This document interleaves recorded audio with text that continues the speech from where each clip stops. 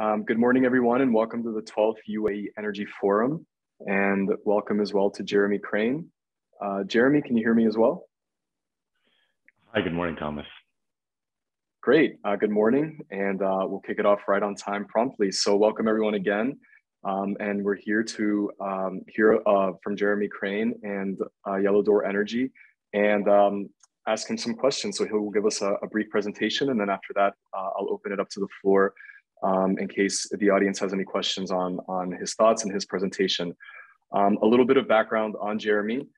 He's been leading the global energy transition for the past 20 years and founded Yellow Door Energy in 2015 to combine his energy expertise with his passion for supporting businesses in emerging markets. Yellow Door Energy helps businesses reduce energy costs, increase energy reliability, and lower environmental footprint.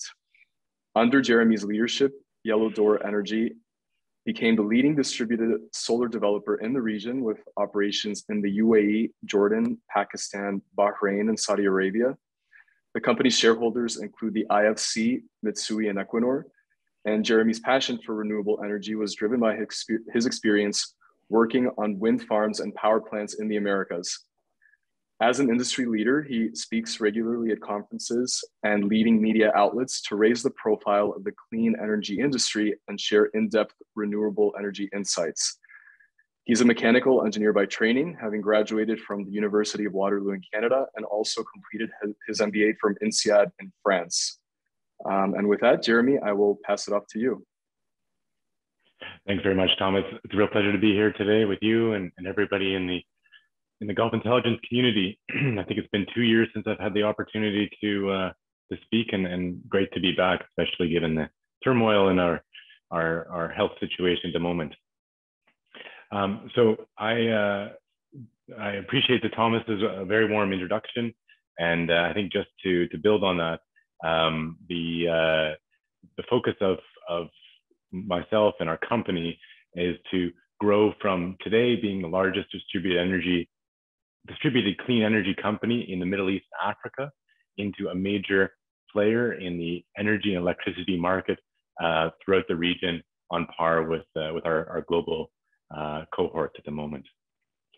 So I've got a couple of slides I'll throw up, nothing too formal, but I'd love to share a few of our ideas, and then Thomas, welcome a dialogue.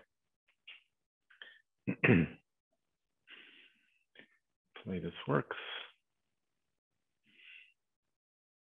Okay, great. So I think one of the subjects that I'm really passionate about is as mentioned, the energy transition that we're going through right now.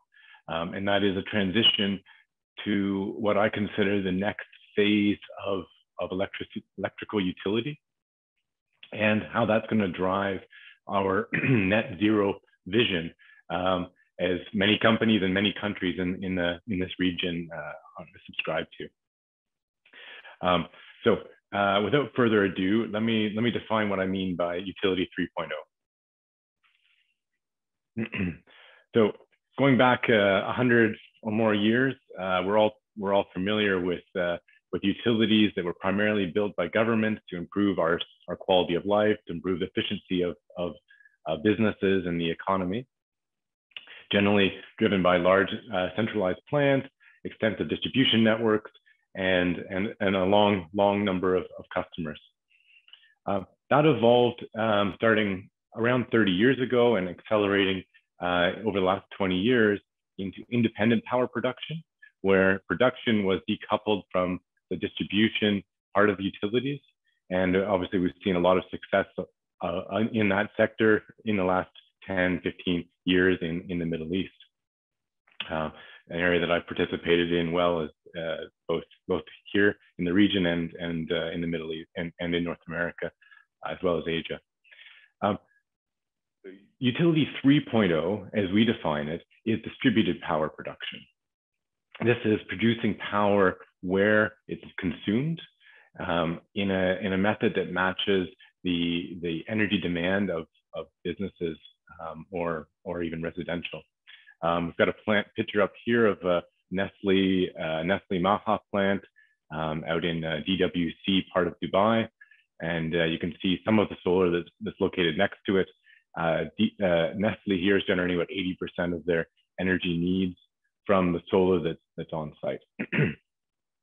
This transition is enabling businesses to benefit from lower costs, enabling them to achieve their low carbon objectives, and ultimately, we believe also can improve resiliency, especially in countries where grids are perhaps a little bit less stable than we're blessed with here in the UAE.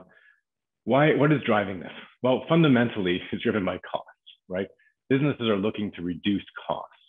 Take most plants, most commercial installations in the world, and you're going to average out that the cost of power is somewhere around 20% of the cost the cost of producing whatever their product or service is. If we can reduce that cost by 10%, 20%, 50%, we can make those businesses more efficient. And that's what we see as the primary driver, the primary decision maker for most businesses that are looking to get into this, looking to adopt the Utility 3.0 model. Why are we able to generate power for a lower cost with distributed energy? Well, fundamentally, it's because you don't have to transport that power. Distribution of power generally costs about 4 to 6 cents per kilowatt hour. The cost of local generation is somewhere in the 4 to 6 cents range for many of our customers, and I think that's reflective of many people globally. So if you can take out the cost of the transmission, it doesn't even matter what that traditional utility model's cost of generation is, because you're already a step ahead. And that's what is really driving this transition. Now, many people will say, oh, well, you still need the other generation, right? So the sun doesn't shine 24/7, 365, absolutely true. And there are costs that are associated with driving that stability, that need for alternative generation. We have a new customer recently that consumes about 30 megawatts on a continuous basis. And so we need to couple the solar with, in this case, natural gas, and they're able to produce all the energy they need for somewhere around 30 to 40% less in the grid. So there's a strong potential for businesses to save money. That potential varies by market. If you think about the UAE, where many people would say it's the grid, it creates kind of a gold-plated scenario here. Everyone has access to power; it's available everywhere. Versus more emerging markets. I think we're doing a bunch of work right now in Pakistan, and the grid isn't as stable or as omnipresent there, and the energy demand is growing. So how do we service that? Do we service it with the traditional model of building a power line to everybody, or do we leapfrog that and put in the energy infrastructure for the new need where that demand is? I think that's the question that every regulator, every business should be grappling with today. And I think this will only be accelerated as we see a further cost reduction in terms of storage, and that green agenda becoming more and more important for many of our customers. So ultimately, just to wrap up, I think there's 3 things that we see as we move towards distributed generation 3.0 business model. One is energy resiliency. You're generating power where you need it. You're not dependent on the grid. You're lowering the cost of business for people who can do that, and you're generating it with a clean energy source. So Thomas, I don't want to bore people with any more slides. Maybe I'll just take a pause there and let some questions flow. Sounds great. Yeah, thank you for the presentation. And for anyone in the audience, feel free to put your questions in the chat, and we can address them as they are, as they're put in.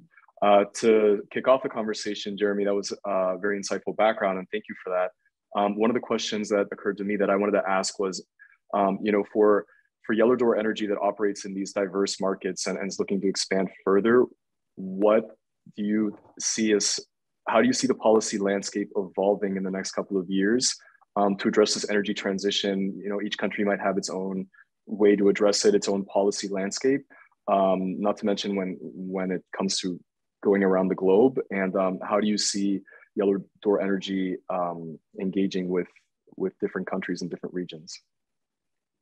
That's a great question, loaded in many ways, and as you put it, it's a mosaic of different regulations in different countries.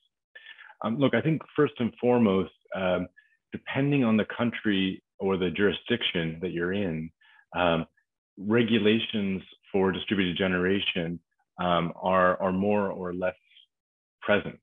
So in some markets,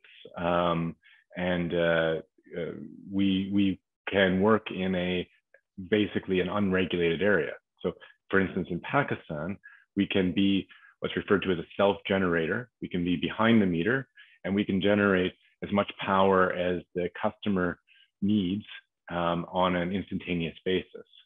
And then we just limit the amount of generation from our system to make sure we don't exceed their demand. So there's unregulated spaces. Then there's highly regulated, highly structured spaces like Dubai, where they have a net metering program with a lot of structure about how much you can generate versus what the customer's demand is, how excess generation generates credits that can be used when at nighttime or the following day. So there's a whole change there.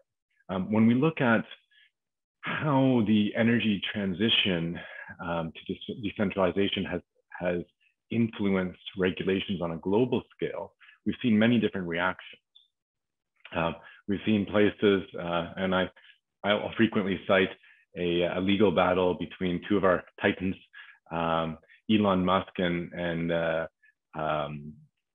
Berkshire Hathaway, in NV Energy, which is a utility that services much of Nevada, Las Vegas, and First Solar was having, Solar City was having a lot of success in installing solar on the rooftops of the houses in the communities around Las Vegas.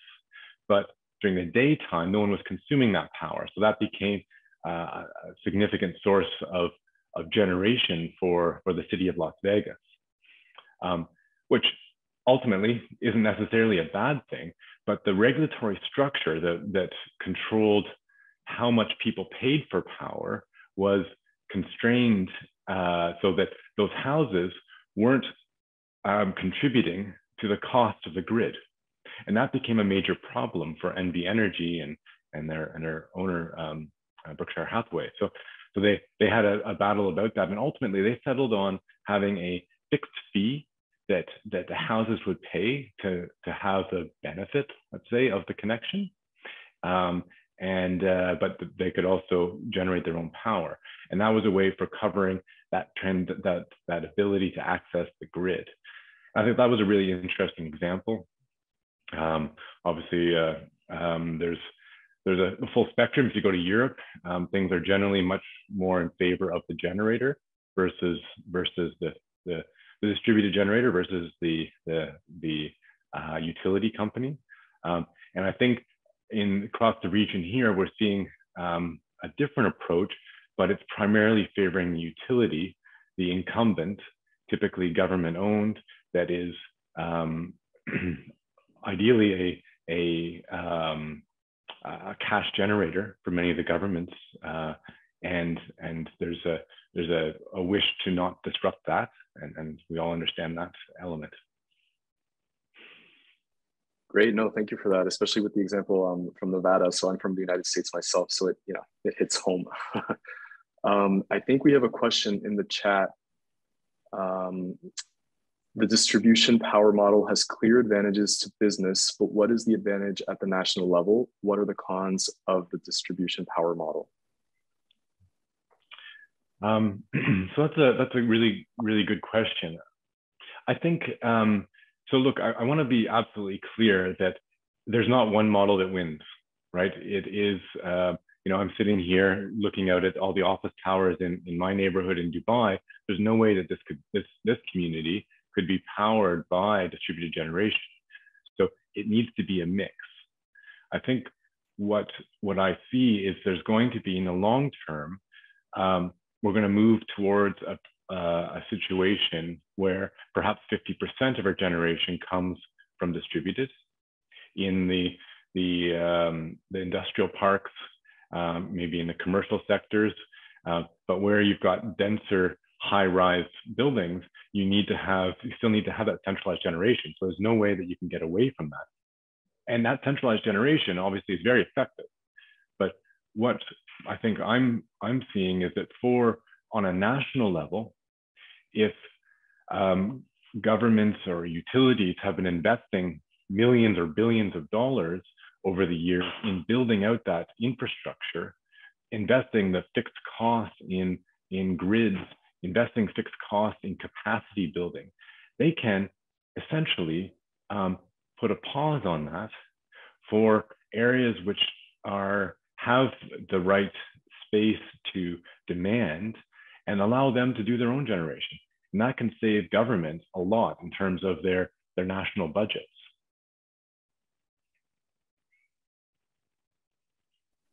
No, that makes sense. Thank you. And there was another question that entered the chat. I think that it might be an extension of the first.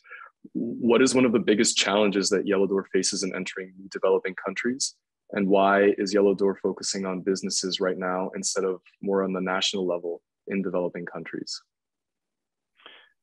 Good question. So look, I think challenge of doing business in emerging markets is not new to I'm sure most of the people on this call, right? We're a fantastic hub for servicing many of the emerging markets.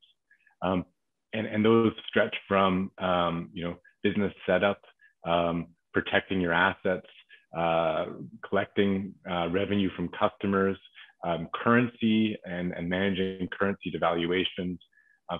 And list goes on and on. But I think that we deal with those. Our risk team deals with those, and I'm sure all of our competitors deal with those as well. That's not a new thing, but ultimately, I think if you've got the right value proposition and the right partnership with strategic businesses, you can overcome those. Why do we focus on businesses instead of governments? That's a really good question. I am very passionate about selling energy directly to businesses. I think that generally we can transact faster. We can drive the bottom of the pyramid, drive the businesses which are lifting and supporting an economy to grow. We can create jobs that do there, which are there. And I think that on the alternative, especially in emerging markets, if you start at the government, considering that's the top, and try to drive change there, it can be a very slow road. There can be a lot of practices which we as a international player can't participate in terms of how energy is procured and how it's managed, and then we also get stymied by grids that might not be effective. I look at Nigeria, a place where we're just entering right now, and they have over 12 gigawatts of generation capacity, but they can only deliver 3 to 4 gigawatts on most days because the grid infrastructure is weak. So if we were selling power at the top, that power might not get there. We might not therefore get paid. We focus on distributing it, selling it where it's needed, it's better. So I think on emerging markets, that's true. I also think that's true in developed markets like the UAE.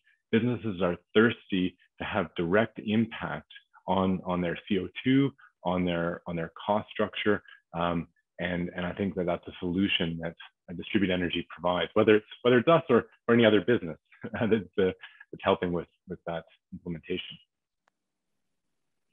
No, thank you. And I think that's a good segue to the next question that came up in the chat in terms of developing the grid infrastructure and addressing the distributed energy generation model is, do you think that storage devices can be implemented in the Gulf area, and are there any clues for future prices? That's a fantastic thing and something we're watching very closely.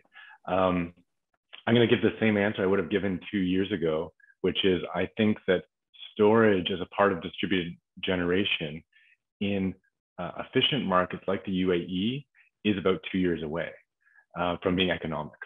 And why do I come to that? Well, let's say that the cost of distributed solar generation is 5 cents.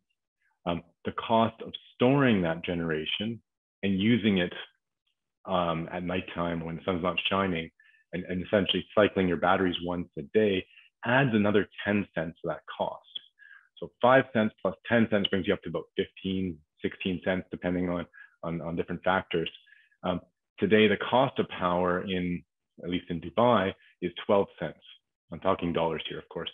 So they're still more expensive to generate, store, and use at nighttime than it is to access from the grid. But that cost of storage is coming down. We're seeing alternatives to electricity storage in the form of thermal storage or of time shifting the use of power, which is going to enable us to better utilize the solar without that heavy cost. But I do think in 2 years, 3 years, certainly by 2025, we'll be able to economically service a 24/7 energy need, even in very efficient markets like the UAE. And I think it's going to be sooner, it is sooner in markets like Pakistan and Jordan, where the cost of energy is higher, and especially in Pakistan, where grid resiliency isn't quite as high, and you get additional benefits of storage. Great, thank you. Another question came up. If you were building the UAE Net Zero 2050 roadmap, what would you identify as some of the country's big low-lying fruits?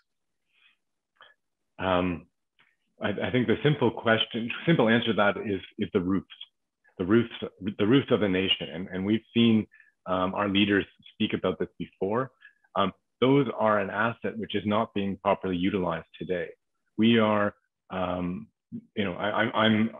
always in awe of the massive solar plants that are being built out in the desert, but that's occupying space.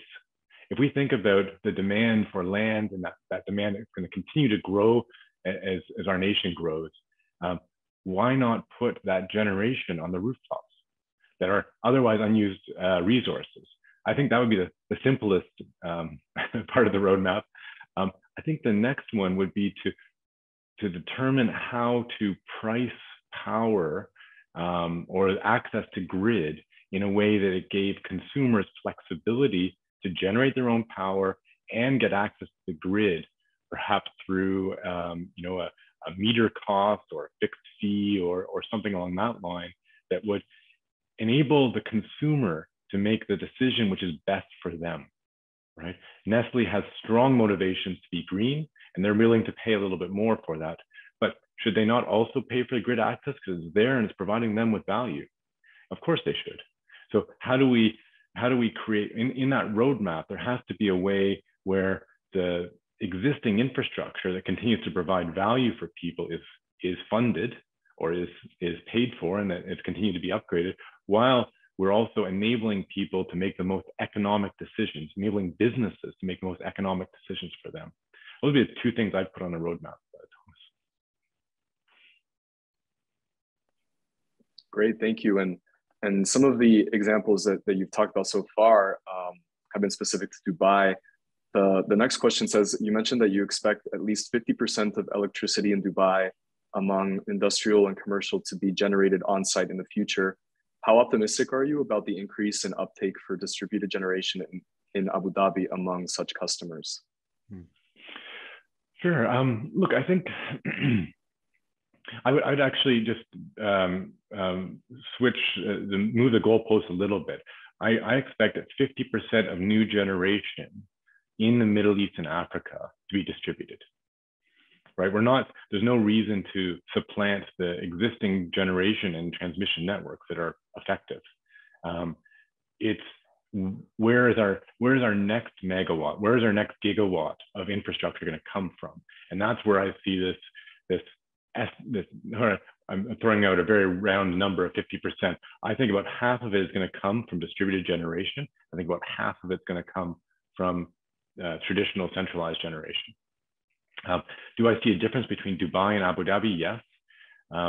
That's driven by two factors. One is in Dubai, there is a Shams program which very clearly defines how people can install solar. It also creates significant limits. So it is restricting businesses from reaching their full potential of distributed, but it does create a framework for doing so. The second difference is that the cost of power in Dubai is a lot higher, right? It's about 44 fils on a fully loaded cost basis. And in Abu Dhabi, many customers are paying, in the low 20s, 20, 21, 25, depending on how they consume and how much they consume. So obviously the motivation to change is higher when you have a higher tariff.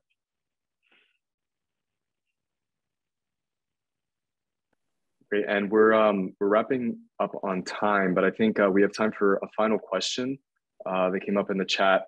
In terms of long-term storage, what are the prospects from green hydrogen production? Would it be enough to be exported or also used for energy fuels and carriers like NH3, methanol for the shipping industry? Look, I think the production of hydrogen is one of simply availability of electricity, assuming you're talking about green hydrogen. And so what do we need there? We need space if you're doing it from solar. You need, or it could be nuclear if that becomes more online. So there is a huge potential for energy production. Do I see the UAE as a major source of that? Unlikely. I think that it's better suited to countries that have significant unutilized space, and I don't see it as being economic for most businesses as a source of energy, or for the transportation industry, probably for the next 5-10 years until the end of the decade. But that's my crystal ball. I'm not the foremost expert on hydrogen. Great. No, well, thank you very much. And I think we're going to end right on time here, a minute before 9:30. So thank you, Jeremy, for the insights in the presentation, and thank you to the audience for the questions. And I believe we'll have a little break now before the next session. So thank you, everyone. Thanks, Thomas.